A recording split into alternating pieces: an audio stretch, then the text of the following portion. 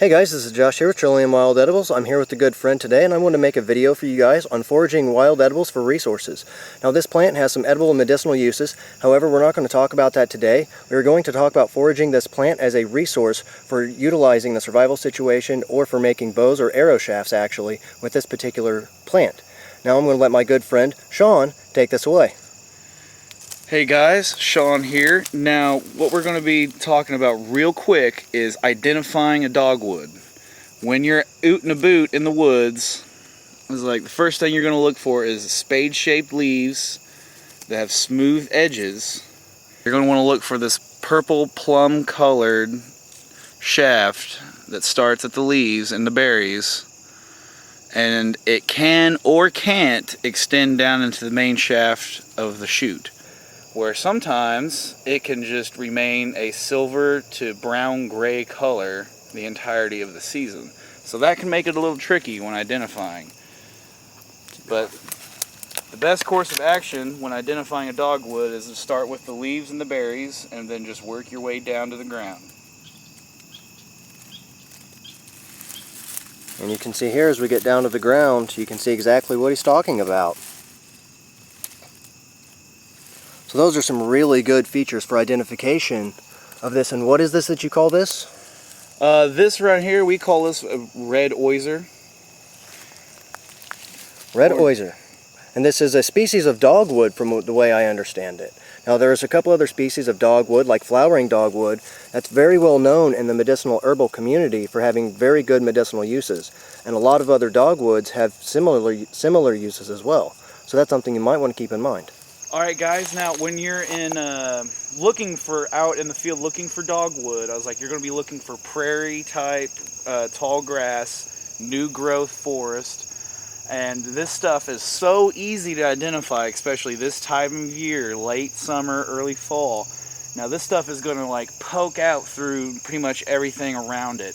And the leaves, as I was saying, is like, man, you're starting to get that change where it's going to turn into that plum purple color, and the shafts are going to start to change into that classic red osier look. Now here, if you can see all of the bushes kind of fingering up from the rest of the grass around it, I was like, you can clearly see the berries and the distinctive leaves. And see guys, something I noticed that I can see right here is exactly what he's talking about, because I just learned how to identify this plant, or this tree actually. It's actually like a very small, low-growing tree. What is the presumed height of this? About 10 to 20 feet possibly? Oh yeah, and it will grow because it is technically a tree. Man, I have seen these things get up to about 30 feet tall. Okay, so it's kind of like sassafras. They can get up to 30 or 40 feet tall. That's really cool. Exactly. And something else I've noticed, guys, is how easily this sticks out. You can see these very light colors as I walk across here. And heck, I noticed some right here off the trail. You know, I just learned how to identify this tree, and there's some of it right there. Here's what I'm talking about when I say now, it can be a little tricky to identify if you're looking for nothing but berries. Now this plant, no berries, same type of dogwood. Now same plant, just at the top, now you have your berries. Now you can see the contrast in colors just, you know, several feet away from the trail. This particular plant's kind of sitting in shade most of the time, where those other plants get way more sun. A big difference that I noticed right off of the bat was how much larger these leaves actually are, and how much more lance-shaped these leaves are too. These leaves are quite a bit larger and more lance-shaped than the other ones. They come to a much finer point. Also, their veins seem to be a little more distinct. So that's another difference. Also, this dogwood has an opposite leaf structure. You can see these leaves grow on opposite sides of the stem here. They don't alternate. They grow opposite all the way up the stem.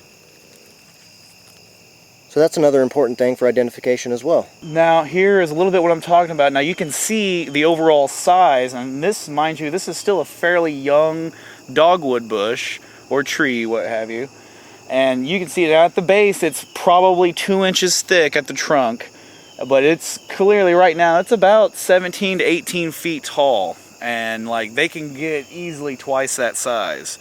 And now the cool thing about Indiana and the Midwest in general is like, man, if you find one plant that's going to make you serviceable arrows, chances are right next to it, like in this case, you have the wild rose literally right next to our dogwood. Hey guys, just a quick heads up that the video you all just watched was shot probably almost a year ago by now. I forgot when it was actually filmed because I no longer have the raw file on my hard drive anymore on my computer. It's on my external hard drive, which is connected to my Xbox One, but I did still have it in my editing program. And as I was going through the files and just looking at some of the older videos that I've done, I found this video and I decided to watch it and check it out. I thought some of you guys might be interested in this, so I wanted to share it with you. However, I also want to mention that this video was filmed before I got my brand new camera or my DSLR. So this was filmed with my camcorder, and I know the video quality isn't as good comparatively to some of my newer videos. It's rather grainy. The audio isn't near as crisp or clear. It's got a little fuzz in the audio. But I did want to share this with you guys, and I hope you all enjoyed it. If you want to learn more about wild edibles or medicinal plants, as always, make sure to subscribe.